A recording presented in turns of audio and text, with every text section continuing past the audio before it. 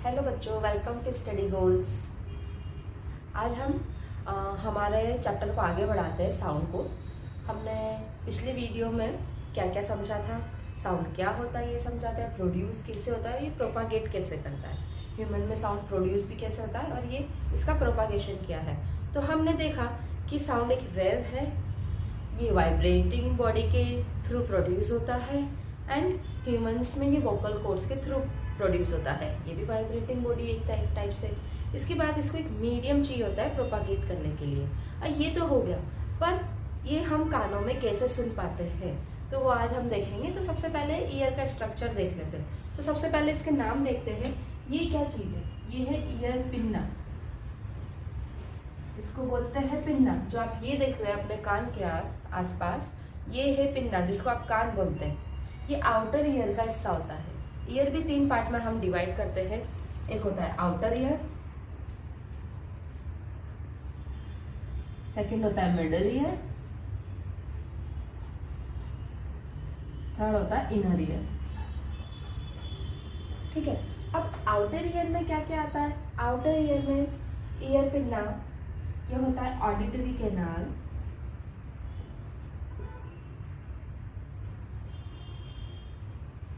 And ये होता है ईयर ड्रम। इसको टिम्पैनिक मेम्ब्रेन भी बोलते हैं। जो ईयर ड्रम है इसी को हम टिम्पैनिक मेम्ब्रेन बोलते हैं।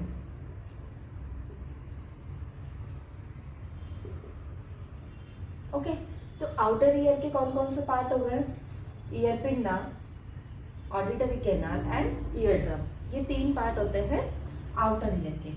अब ये पार्ट मिडिल ईयर होता है। जो ये 3 लाइट ब्लू कलर के आपको दिख रहे हैं, डार्क ब्लू, ये जो पार्ट है ये मिडिल ईयर होता है। इसमें 3 बोन्स होती है, मेलियस, सेकंड इनकस एंड ये थर्ड स्टेपीज। ठीक है, ये होगा मिडल ईयर अपना। अब इनर ईयर में 2 पार्ट होते हैं। एक होता है semi circular canal, semi circular canal, एक होता है कॉक्लिया, कॉक्लिया बोलिए या कॉक्लिया बोलिए। ओके, अब ये 3 होती है सेमी सर्कुलर कैनाल। कितनी होती है? 3, 1 2 3। ओके, अब हम कैसे सुन पाते हैं ये हम देखते हैं। ये हमने ईयर्स के पार्ट्स देख लिए। तो सबसे पहले क्या होता है, कानों में आवाज आई तो ये जो ईयर पिन्ना होता है ये क्या काम करता है? कान तो यहाँ से शुरू हुआ अंदर से, जो छेद दिख रहा है, पर जो ईयर पिन्ना होता है ये साउंड को कलेक्ट करता है। क्या करता है? साउंड को कलेक्ट करता है। और साउंड कलेक्ट होके आगे बढ़ता है ऑडिटरी कैनाल के थ्रू, ये ईयर ड्रम में जाता है। अब ईयर ड्रम क्या है? ईयर ड्रम एक मेम्ब्रेन टाइप होता है जिसको टिम्पैनिक मेम्ब्रेन बोलते हैं।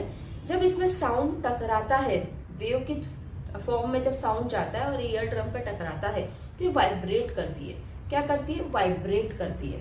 ओके, अब हमने देखा अब ये कैसे काम करता है ईयर ड्रम। आप एक ग्लास लेना और उसके ऊपर एक गुब्बारे को लगा देना रबड़ से। ठीक है, अब नीचे से आवाज लगाना, तो वो क्या, और उसके ऊपर कुछ थर्माकोल के लाइट से वो रख देना। थर्माकोल के राउंड शेप में आते हैं, वो रख देना थर्माकोल्स। और नीचे से अपने फ्रेंड को बोलना कि तुम कुछ बोलो, तो वो क्या करते हैं? उछलते हैं। तो ईयर ड्रम भी सेम उसी तरीके से काम करता है जैसे वो गुब्बारे की मेम्ब्रेन काम करती है। ठीक है, तो वो क्या हुआ, जैसे ही साउंड वेव गया ईयर ड्रम ने वाइब्रेट करना शुरू कर दिया।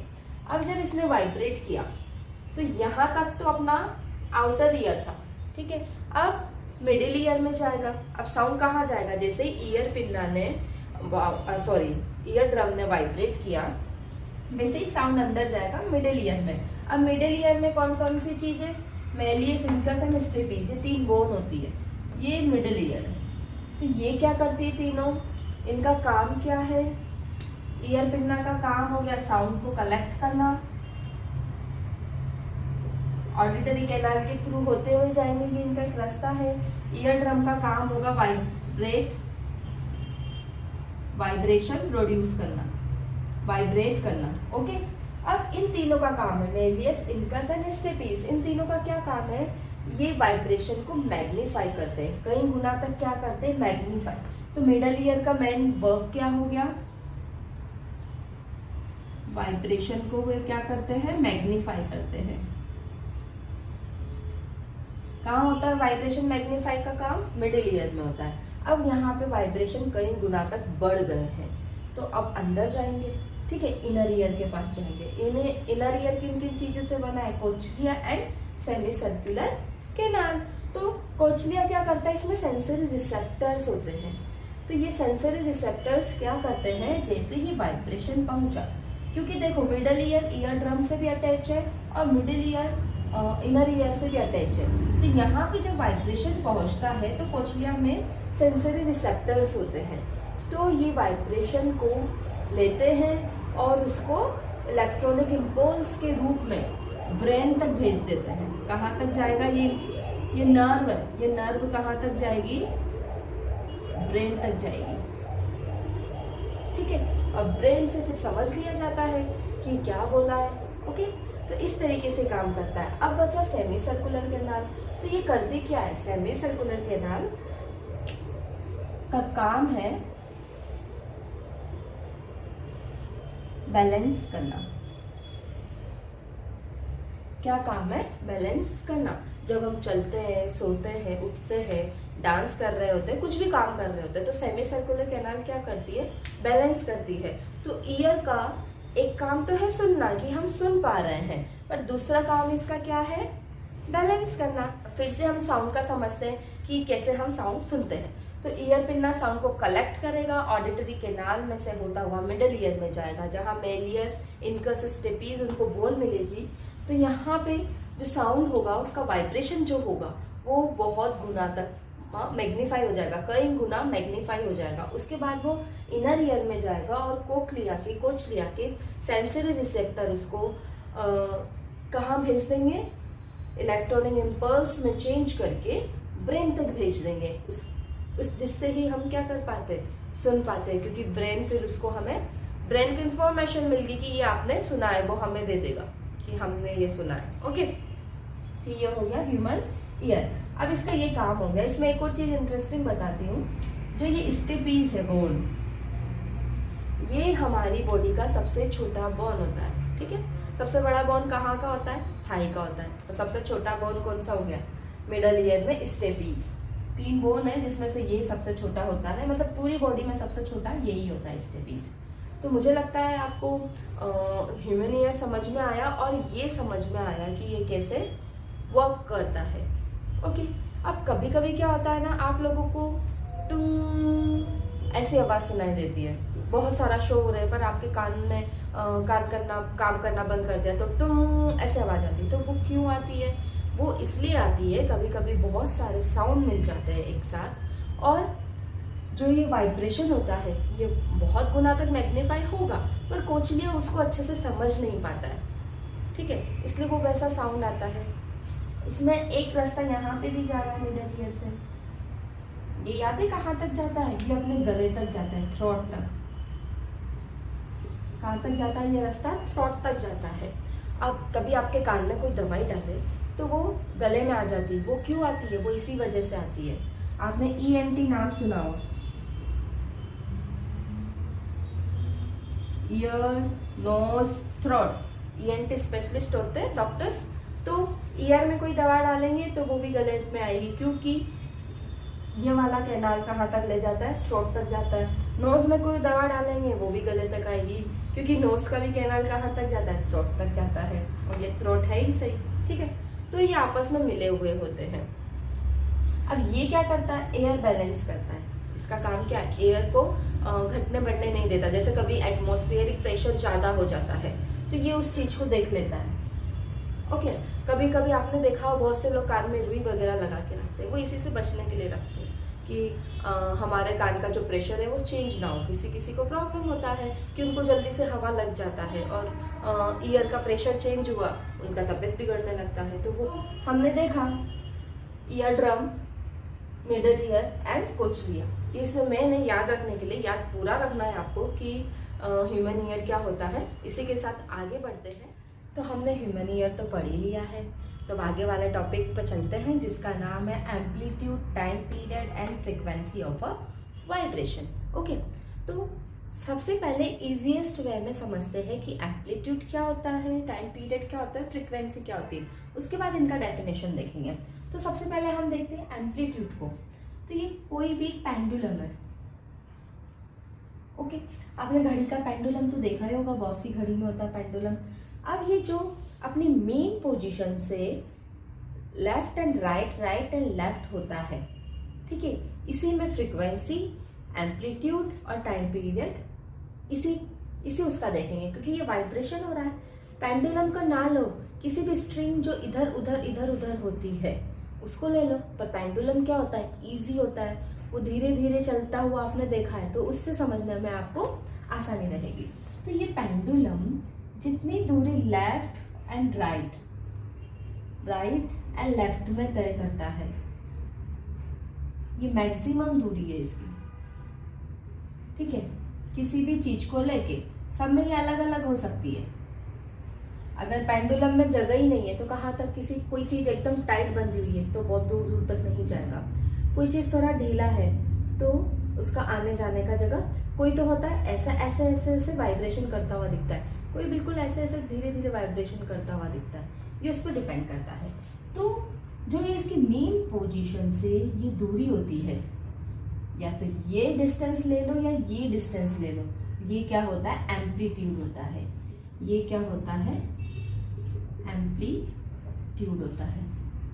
ओके, अब ये तो आपने एम्पलीट्यूड देख लिया। अब देखते हैं टाइम पीरियड क्या होता है। जो ये अपनी मेन पोजीशन से पहले इस साइड जाएगा, फिर इस साइड जाएगा, फिर यहाँ आएगा। ओके, या फिर पहले इस साइड जाएगा, फिर इस साइड जाएगा, उसके बाद वापस यहाँ आके रुकेगा। तो ये इसका क्या हो गया, टाइम पीरियड। जो अपन पेंडुलम के इधर जाना और वापस अपनी मेन पोजीशन पे आना, इसको वन वाइब्रेशन बोलते हैं। क्या बोलते हैं, वन वाइब्रेशन। तो जो ये वन वाइब्रेशन में जितना भी समय लगता है वो क्या हो गया, अपना टाइम पीरियड हो गया, ठीक है। तो एक बार इधर यहाँ से स्टार्ट होगा, इधर गया, वापस यहीं आके रुक गया, तो ये क्या हुआ, वन वाइब्रेशन।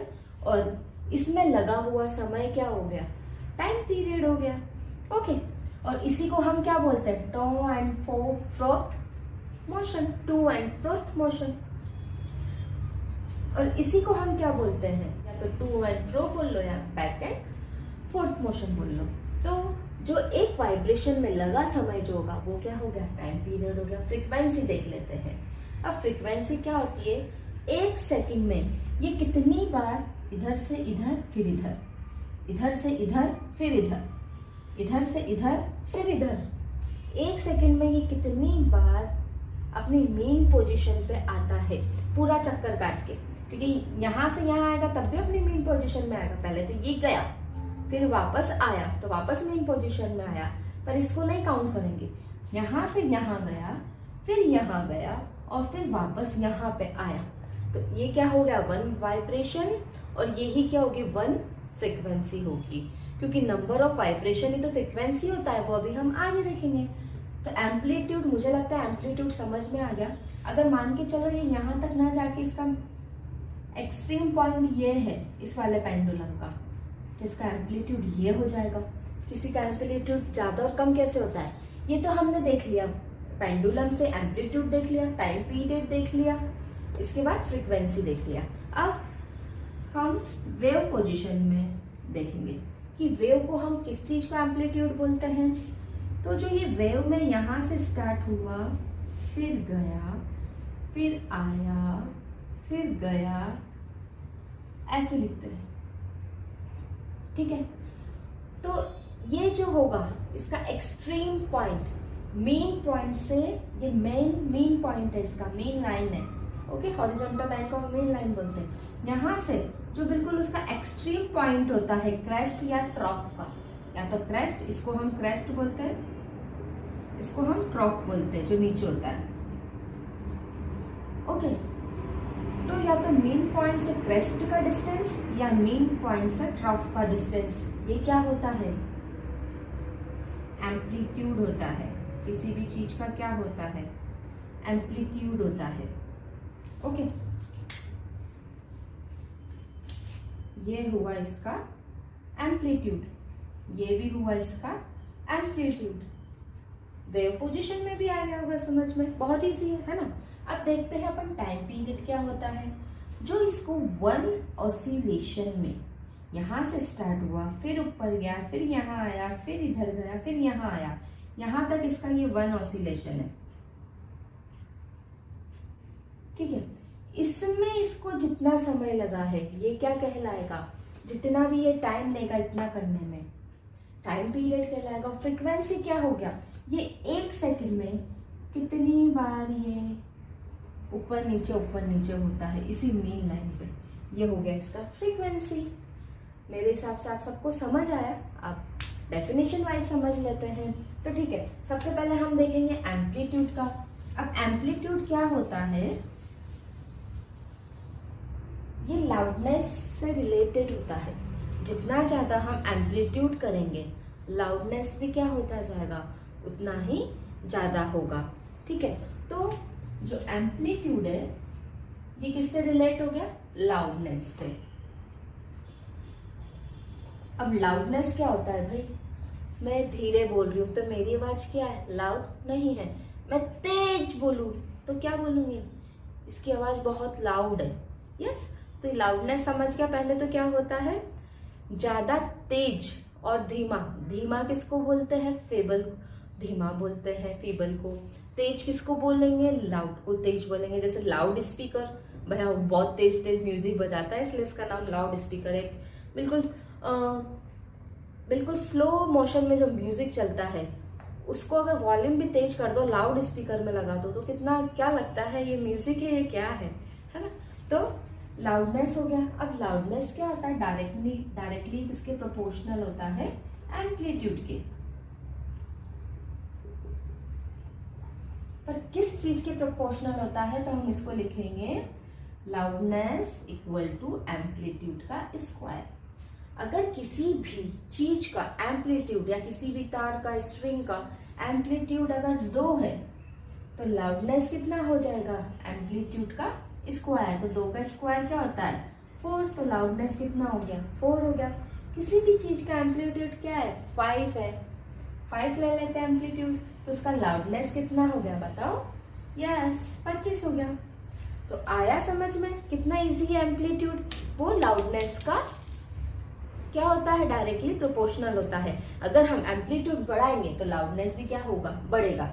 एम्पलीट्यूड कम रहेगा तो लाउडनेस भी क्या है, कम रहेगा। अगर मैं एम्पलीट्यूड, किसी चीज का एम्पलीट्यूड 5 ले लूं और किसी का 2 ले लूं तो किसका ज्यादा है, किसका कम होगा, जिसका 2 एम्पलीट्यूड है उसका लाउडनेस भी क्या होगा, कम होगा। जिसका 5 एम्पलीट्यूड है उसका लाउडनेस क्या होगा, ज्यादा होगा। ठीक है, तो ये दोनों एक दूसरे के डायरेक्टली प्रोपोर्शनल होते हैं। अब इसके बाद हम टाइम पीरियड देखते हैं। अब टाइम पीरियड क्या होता है, जैसे अभी हमने ही देखा था कि टाइम पीरियड एक पेंडुलम ने पहले राइट गया, फिर मीन पोजीशन पर, फिर लेफ्ट, फिर अपनी मीन पोजीशन पे। तो ये एक वाइब्रेशन में लगा समय कितना है, समय जो लगता है वो क्या हो गया, टाइम पीरियड हो गया। तो ये क्या हुआ, टाइम पीरियड हो गया फ्रीक्वेंसी के इनवर्टली प्रोपोर्शनल होता है, 1 फ्रीक्वेंसी। अब कोई भी चीज इनवर्टली प्रोपोर्शनल है तो क्या होगा, अगर ये बढ़ेगा तो ये घटेगा। डायरेक्ट में तो क्या होता है, ये भी बढ़ता है ये भी बढ़ता है, पर इन्वर्ट में क्या हो जाएगा, उल्टा हो जाएगा। ये बढ़ेगा तो ये घटेगा, ये बढ़ेगा तो ये घट जाएगा। ठीक है, तो हम टाइम पीरियड जितना बढ़ा देंगे उतनी फ्रीक्वेंसी क्या हो जाएगी, घट जाएगी। ठीक है, अब हम देखते हैं फ्रीक्वेंसी क्या होता है।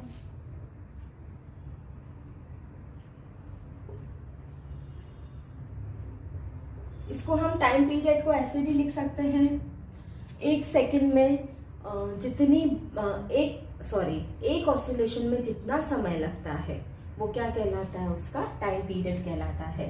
तो लाउडनेस का पहले इसका एसआई यूनिट भी देख लेते हैं, इसको डीबी में लिखते हैं। इसका एसआई यूनिट है डेसिबल। ठीक है, टाइम पीरियड को सेकंड में लिखते हैं, सेकंड भी लिखेंगे।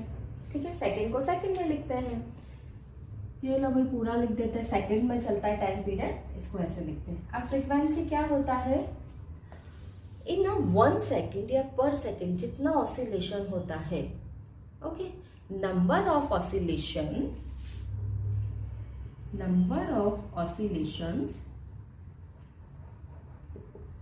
पर सेकेंड, ठीक है, 1 सेकेंड में जितना ऑसिलेशन होगा वो क्या होगा, फ्रीक्वेंसी हो गया। अगर 1 सेकेंड में ऑसिलेशन कितना है, 20 है, 1 सेकेंड में अगर 20 ऑसिलेशन है तो फ्रीक्वेंसी कितना हो जाएगा, 20। 1 सेकेंड में अगर 500 ऑसिलेशन है तो फ्रीक्वेंसी कितना हो जाएगा, 500। 1 सेकेंड में अगर ऑसिलेशन 1000 है तो फ्रीक्वेंसी कितना हो गया, 1000 हो गया। इसका ऐसा यूनिट है हर्ट्ज, इसको कैपिटल H और स्मॉल z से डिनोट करते हैं। ओके, मुझे लगता है ये बहुत इजी, ये सब आपको समझ में आ गया होगा। अगर आपको बोल दे कि 500 ऑसिलेशन 5 सेकंड में, तो 1 सेकंड में कितना होगा, अपन को फ्रीक्वेंसी निकालने के लिए उसका 1 सेकंड में कितना ऑसिलेशन होगा ये निकालना पड़ेगा। अगर आपको बोल दे कि कोई एक पेंडुलम है, वो 5 सेकंड में 500 ऑसिलेशन करता है, तो 1 सेकंड में कितना करेगा, 500/5, तो कितना हो गया, 1 सेकंड में उसने 100 ऑसिलेशंस किए। इस तरीके से अब आगे देखते हैं। अब देखते हैं कि ये हम देखेंगे कि इनका लाउडनेस कितना है, ठीक है। तो ये आपकी बुक में ऐसे है, आपको एज इट इज याद करने हैं। ये बड़ी बड़ी क्लासेस में थोड़ा बहुत इनमें चेंज होता रहता है, 10 की जगह 15 या 20 हो जाएगा, वैसे 30 जिसमें 60 है उसमें 50 हो जाएगा, 70 हो जाएगा, इतना चेंज है। पर अभी आपकी बुक में ये है तो आपको अभी यही याद करना है। और ये जब तक आप कॉम्पिटिटिव एग्जाम देते हैं, ये सबके लिए जरूरी है, तो आपको याद होना जरूरी है। ओके, एग्जैक्ट रेंज नहीं, आसपास की रेंज तो याद होना चाहिए। तो देखते हैं नॉर्मल ब्रीदिंग में क्या लाउडनेस कितना होता है, 10 dB होता है। सॉफ्ट विस्पर का कितना होता है, 30 dB होता है। ये लाउडनेस है जो एम्पलीट्यूड पे डिपेंड करता है। एम्पलीट्यूड जितना ज्यादा रखेंगे लाउडनेस उतना क्या होगा, ज्यादा होगा। नॉर्मल कन्वर्सेशन का कितना है, 60 dB है लाउडनेस। बिजी ट्रैफिक का लाउडनेस कितना है, 70 dB है। एवरेज फैक्ट्री का लाउडनेस कितना है, 80 dB है। और 80 dB के ऊपर अगर हम जाते हैं तो क्या होता है, हमारे कान फटने लगते हैं, सर दर्द होने लगता है, भाई ये तो शोर है, हमें नहीं पसंद, ठीक है। तो ये आपको एज इट इज याद रखना। अब ये तो हो गया अपना लाउडनेस, ये किस पे डिपेंड करता है, फ्रीक्वेंसी पे डिपेंड करता, सॉरी एम्पलीट्यूड पे डिपेंड करता है। लाउडनेस किस पे डिपेंड करता है, एम्पलीट्यूड पे डिपेंड करता है। इसी तरीके से फ्रीक्वेंसी पे क्या डिपेंड करता है, एक नाम आपने सुना होगा, अगर ये पिच, ये क्रिकेट वाला पिच नहीं है, ये साउंड वाला पिच है। तो साउंड वाले पिच में क्या होता है भाई, ये फ्रीक्वेंसी पे डिपेंड करता है।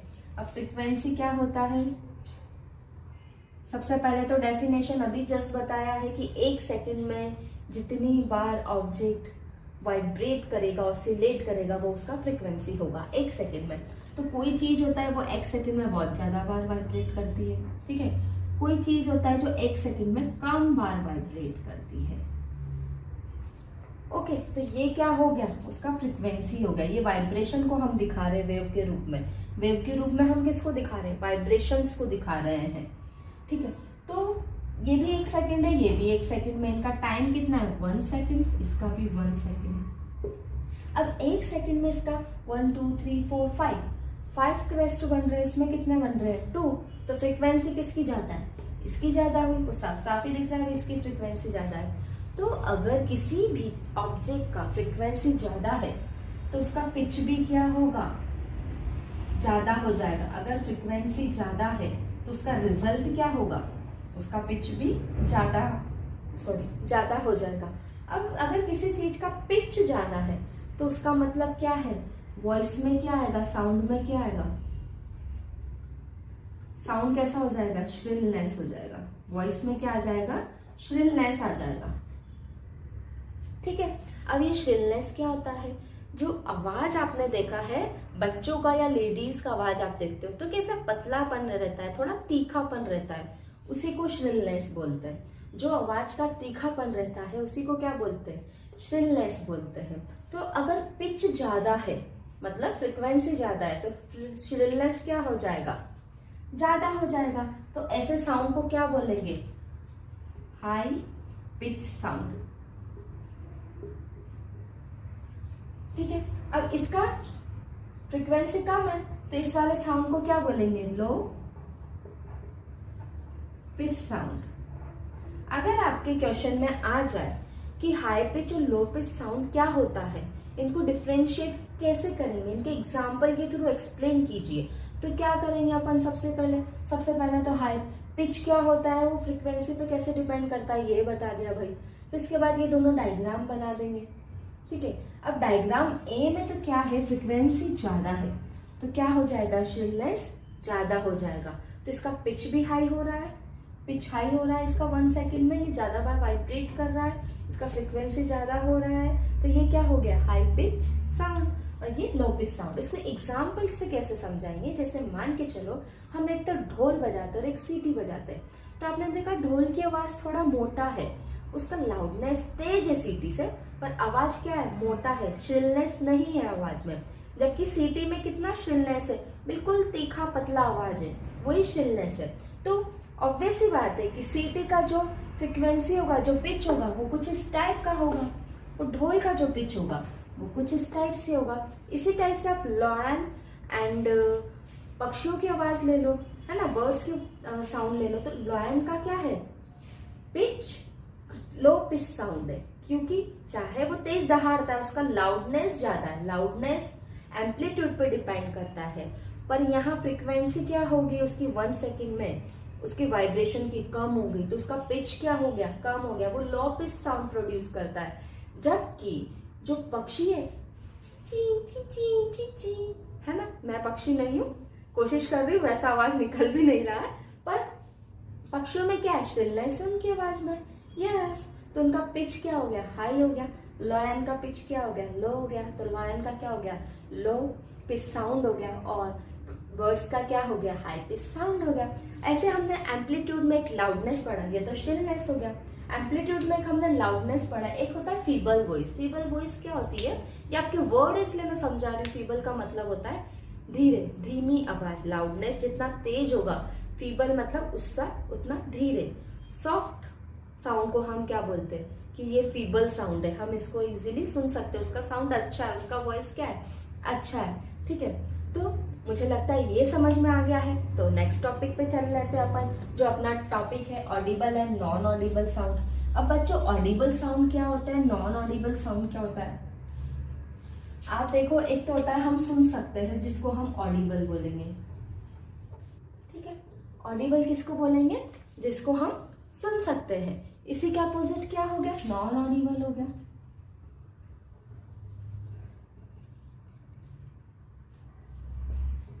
अब ऑडिबल साउंड जो हम सुन सकते हैं, नॉन ऑडिबल साउंड जो नहीं सुन सकते, तो यहाँ पे हम ह्यूमन की बात करते हैं।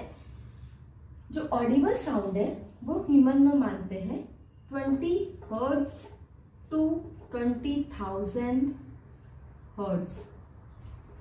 ठीक है, या फिर इसको 20 हर्ट्ज टू 20,000 हर्ट्ज को हम 20 किलो हर्ट्ज लिख सकते हैं। यस, 1 किलो में कितना ग्राम होता है, 1000 ग्राम होता है, तो ये हमने किलो हर्ट्ज लिखा है। ठीक है, अब ये तो हो गया जो ऑडिबल है कि हम इसको सुन सकते हैं।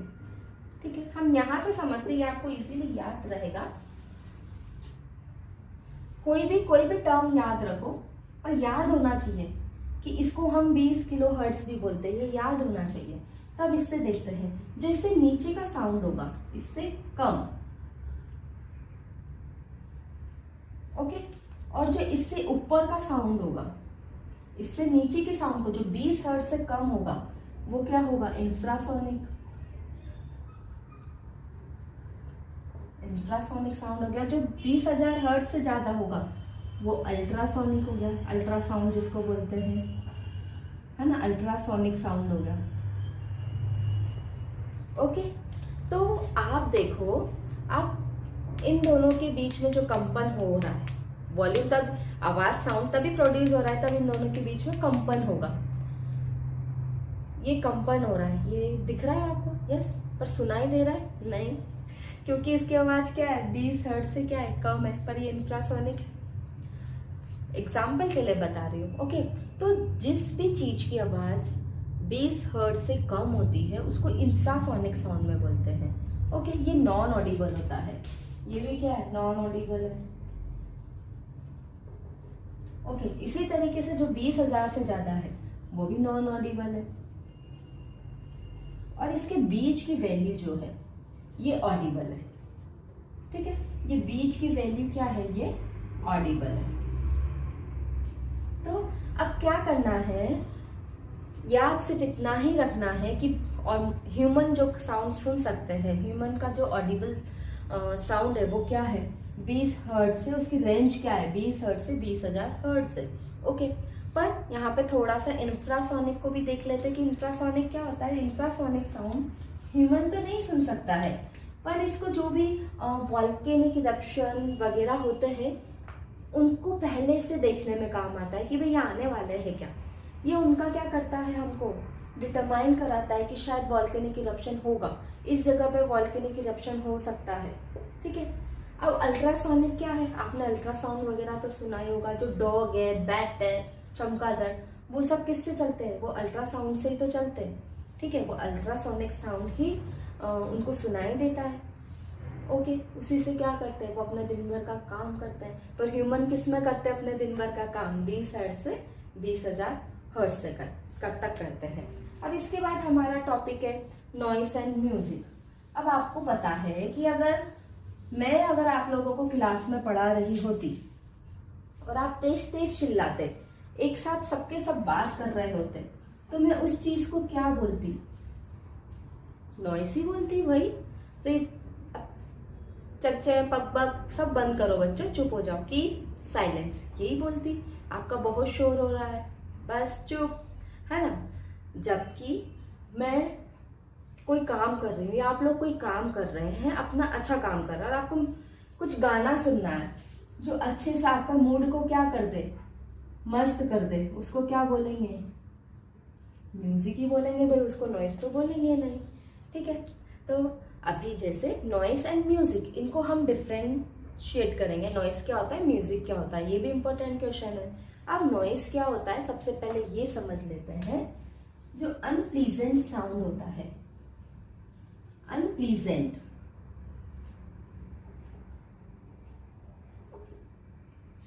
जो हमें नहीं पसंद है, अनप्लीजेंट मतलब हमें खुश नहीं कर रहा है, अनप्लीजेंट साउंड हो गया। और म्यूजिक क्या है, प्लीजेंट है। ठीक है, मधुर आवाज है, ये क्या होगा, ये मधुर नहीं होगा, बिल्कुल वर्स्ट आवाज होगा। ओके, नॉइस क्या हो गया, अनवांटेड हो गया। जबकि म्यूजिक क्या हो गया, भाई हमें तो चाहिए, म्यूजिक उसी को बोलेंगे। कभी कभी ऐसा भी म्यूजिक होता है जो आप लोगों को तो म्यूजिक लग रहा हो, जैसे आजकल धूम धड़ाके वाले आते हैं, पर आपके घर वालों को म्यूजिक नहीं लगता, वो नॉइस लगता है। तो सबकी सुनने की कैपेसिटी अलग अलग होती है, सहन करने की कैपेसिटी थोड़ा बहुत तो डिफरेंस होता ही है सहन करने की कैपेसिटी में। तो क्या है, जो प्लीजेंट है, हमारे मन को खुश करे, वो क्या हो गया, म्यूजिक हो गया। और जो अनप्लीजेंट अनवांटेड है, वो क्या हो गया, नॉइस हो गया, है ना। अब जैसे मैंने आपको बताया, जो फैक्ट्री है वो 80 dB तक उसका लाउडनेस होता है। अगर किसी चीज का लाउडनेस 80 dB से ज्यादा हो जाए कि अब हमसे बर्दाश्त नहीं हो रहा है, उसको क्या हम बोल देंगे, नॉइस बोल देंगे। जरूरी नहीं है वो उसका रेंज 80 dB हो, किसी किसी लोग को उससे कम का भी पसंद नहीं आता है। ओके, 60 dB में बोल देंगे, अरे बहुत तेज बात करते हो, धीरे बात करो, शोर शराबे में बात मत करो। पर एक नॉर्मल हम ह्यूमन को देखें तो क्या होता है, जब अनवांटेड, आपको यहाँ पे कोई रेंज नहीं पूछेगा कि आप नॉइस का कोई रेंज बताइए, सिर्फ आपको समझाने के लिए बता रही हूँ कि अनवांटेड और अनप्लीजेंट साउंड होगा, वो क्या होगा, वो नॉइस होगा। और म्यूजिक क्या होगा, प्लीजेंट होगा, हम चाहते हैं भाई हम बजाए और हमें मन की शांति मिले। ठीक है, इसके बाद हमारा आता है नॉइस पॉल्यूशन। अब नॉइस पॉल्यूशन आता है, अगर नॉइस होगा, नॉइस बहुत ज्यादा होता रहा लगातार, तो उससे पॉल्यूशन भी हो जाएगा। नॉइस पॉल्यूशन नाम सुना है? क्या होता है नॉइस पॉल्यूशन? जब एक हद से ज्यादा नॉइस बढ़ जाए तो उसको क्या, किस कैटेगरी में डाल देंगे? हम उसको नॉइस पॉल्यूशन की कैटेगरी में डाल देंगे। भाई अब एक हद होती है नॉइस सहन करने की, अब तो हद पार हो गया, अब तुम जाओ, तुम्हें हम पॉल्यूशन की कैटेगरी में डाल देते हैं। तो ये क्या हो गया, बहुत ज्यादा एक्सेसिव अनवांटेड जो होता है वो एनवायरनमेंट में आ जाता है, उस पूरे एनवायरनमेंट को क्या करता है, वो खराब करता है अपनी आवाज से। तो उसको क्या बोलेंगे, नॉइस पॉल्यूशन बोलेंगे। जब भी कभी शोर भी हो, अगर एक्सेसिव हो जाए, ठीक है, बहुत ज्यादा हद पार कर ले, वो पॉल्यूशन की कैटेगरी में आ जाएगा। अब जैसे आपने वाटर पॉल्यूशन देखा है, पानी को गंदा कर दिया तो वाटर पॉल्यूशन हो गया। एयर पॉल्यूशन देखा है, हवा को गंदा कर दिया, एयर पॉल्यूशन हो गया, है ना। लैंड पॉल्यूशन देखा है, मिट्टी और जमीन को गंदा कर दिया तो वो लैंड पॉल्यूशन होता है। ऐसे ही नॉइस पॉल्यूशन क्या होता है, साउंड को अगर गंदा कर दिया तो वो क्या हो गया, नॉइस पॉल्यूशन हो गया। मतलब एक नॉइस को तुमने हद से पार उसको चला दिया है। तो नॉइस पॉल्यूशन किस किस से होता है, हम लाउड स्पीकर यूज करते हैं उससे होता है, हम जो व्हीकल्स में हॉर्न यूज करते हैं बार बार, पे पे पी पी पी पी, उससे होता है। किसी कभी सुना हो जहाँ पे एक पी बजाने की जरूरत है, वहां tin tin tin tin tin चलता ही रहता है, वो क्या है, एक तरीके से नॉइस पॉल्यूशन है ना। जो भी हम मिक्सर घर में काम में लेते हैं वो क्या है, नॉइस पॉल्यूशन ही करता है एक तरीके से। फैक्ट्री में कभी कभी क्या होता है, इतना आवाज होता है कि सहन नहीं होता, वो क्या होता है, नॉइस पॉल्यूशन होता है। तुम दिल्ली मुंबई में चले जाओ तो ट्रैफिक की आवाज से परेशान हो जाओगे, वो भी क्या है, एक नॉइस पॉल्यूशन है, ठीक है। अब ये तो हो गया नॉइस पॉल्यूशन, पर अब इससे होता क्या है, इससे कुछ कुछ बीमारियां हो जाती है। अब पहला देखेंगे इंसोम्निया हो जाता है। अब ये क्या होता है, लैक ऑफ स्लीप हो जाता है। अब नॉइस पॉल्यूशन के हार्म्स देखेंगे, नॉइस पॉल्यूशन से क्या क्या हार्म्स है। लैक ऑफ स्लीप हो गया, हाइपरटेंशन हो गया। हाइपरटेंशन क्या होता है, हाई ब्लड प्रेशर हो जाता है। कोई कोई, अगर आपने नहीं देखा कभी कभी हम किसी शादी वगैरह में जाते हैं, भले हम कुछ काम धाम ना करें, सिर्फ म्यूजिक के सामने बैठे रहे, कितने सारे लाउड स्पीकर रहते हैं, बस उनके सामने जाके बैठ जाए तो क्या होता है, हेडेक होने लगता है। तो वो क्या हो गया, हेडेक हो गया। कभी कभी क्या होता है, नॉइस पॉल्यूशन इस हद तक और हम रेगुलर उसी के बीच में रह रहे हो तो हियरिंग इम्पेयरमेंट हो जाता है। क्या होता है, कान सुनने की क्षमता क्या हो जाती है, कम हो जाती है। वो हो सकता है वो फुल्ली कम हो जाए या पार्शियली कम हो। अब फुल्ली कम क्या होता है ना, बहुत कम केसेस में होती है ये, या तो बचपन से ही हम में आता है ये डेफनेस का, कि कोई बचपन से ही बहरा है। पर एक बात याद रखना, अगर कोई बच्चा बचपन से बहरा है, पैदा हुआ तब से, तो वो बोल भी नहीं पाएगा, क्योंकि दोनों क्या है, जुड़ा हुआ है। अगर सुन नहीं सकता तो वो बोल भी नहीं पाता है, ठीक है। पर अगर पॉल्यूशन के कारण हुआ है तो वो बोल तो पाएगा पर सुन नहीं पाएगा। ये इसके चांसेस बहुत कम होते हैं, पर हो जाता है। पर पार्शियली सुनने की क्षमता बहुत लोगों की कम हो जाती है। अगर वो रेगुलरली एक्सेसिव नॉइस में रहे तो उनका क्या होता है, सुनने की क्षमता धीरे धीरे कम हो जाती है, ठीक है। एनएग्जाइटी हो जाती है कि न हम सुस्त हैं, हमें हमेशा ही थकान थकान लग रहा है। तो ये सब क्या हो गए, नॉइस पॉल्यूशन के हार्म हो गए। अब हमने पॉल्यूशन देख लिया, हार्म देख लिया, अरे भाई इसके बचाव के कोई आइडिया तो होगा, कोई तरीका तो होगा। हाँ है भाई, मेरे पास तो है, आपके पास है? आपको अगर दिमाग में आ रहा हो इसको बचाने का कोई तरीका तो बताओ। सबसे पहला है, किसी भी पॉल्यूशन को दूर करना हो, सबसे पहले पेड़ लगा दो। ये तो सबसे पहला काम कर दो कि पेड़ लगा दो, तो ये क्या होगा, नॉइस पॉल्यूशन कम हो जाएगा, ठीक है। एयर पॉल्यूशन भी इससे कम हो जाता है। पेड़ लगाने से क्या होता है, जो भी नॉइस का वाइब्रेशन होता है ना, ट्री उनको एब्जॉर्ब कर लेता है, जिसके कारण पॉल्यूशन की रेट क्या होती है, थोड़ा कम हो जाती है। इसके बाद हम क्या कर सकते हैं, जो भी चीज आवाज करती है, मशीन हो गया, आप घर में जो भी चीज काम में लेते हैं, ठीक है, होम एप्लीएंसेस जिनको बोलते हैं, वो ज्यादा आवाज कर रही हो तो उनको ठीक करा लो। हमारी ऑटोमोबाइल्स वगैरह है, कभी कभी क्या होता है ना, गाड़ी खराब हो जाती है, उसका हम रेगुलर अगर सर्विस नहीं करें तो वो आवाज देने लग जाती है, धुआं तो देती है, तो एयर पॉल्यूशन है, यहाँ हम नॉइस की बात कर रहे हैं। तो अगर वो आवाज करने लग जाती तो हमें क्या है, उसका सर्विस करवाना है टाइम टू टाइम, ताकि वो आवाज कम दे। अब कुछ कुछ फैक्ट्री वगैरह है जिनमें आवाज़ होनी ही है, वो बिना आवाज़ के चलेगी नहीं, तो वो क्या करना है, जो लोकल एरियाज है उससे दूर रखना है। लोकल एरिया से जहाँ पे रेजिडेंशियल एरिया है उससे दूर रखना है, ताकि अब वो लोगों को नुकसान ना पहुंचाए। ठीक है, तो ये सब हम उससे बचने के लिए कर सकते हैं। ठीक है, ये वीडियो अच्छा लगा हो तो प्लीज़ लाइक कीजिए।